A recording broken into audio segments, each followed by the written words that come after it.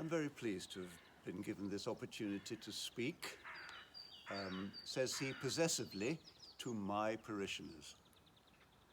I'm also grateful to my technical team, who have created between me and them a sacred distance of 2 meters, which makes me wonder whatever happened to feet and yards. Soon we shall come to Easter, but meanwhile this something has settled upon our lives. An insistent worrying something which in different forms has visited mankind many times over the centuries. This old church will remember and not be surprised. Once again, we long for the something, as it were a bad dream, once again to depart.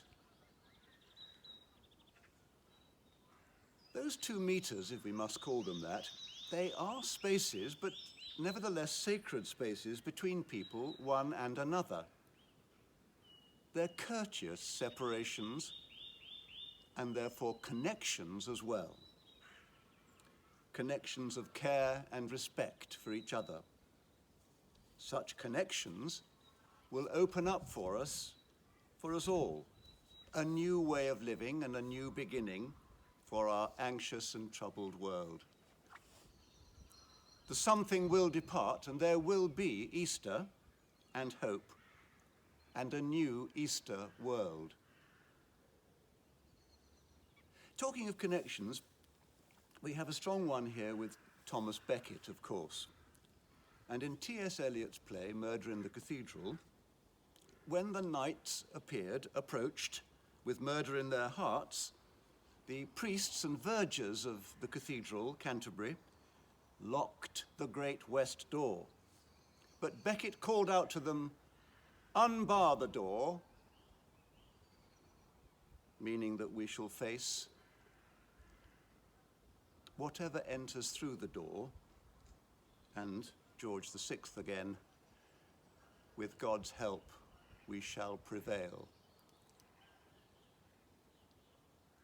We have been told to keep the churches locked and closed, understandably, during this crisis. But it was even suggested that non-complying clergy might face disciplinary charges and measures.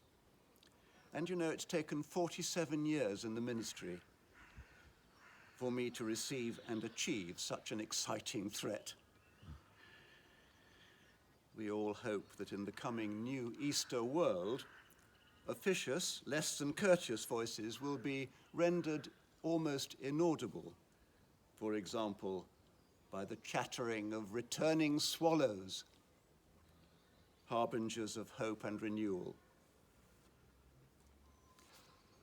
When darkness falls, mischievously but with pleasure, I shall probably unbar the door, at least turn the key quietly, and enter the sacred space,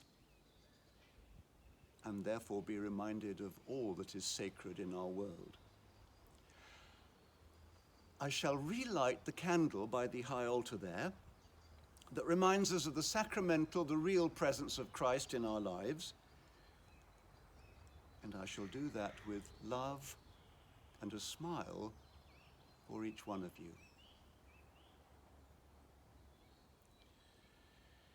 And in the darkness and the silence, the candlelight, and for some reason there's always a draught in that part of the church, it will flicker, flit, dance, smile, gallivant, cavort, quietly rejoice that all will be well, that the Lord is risen indeed, and God bless you all.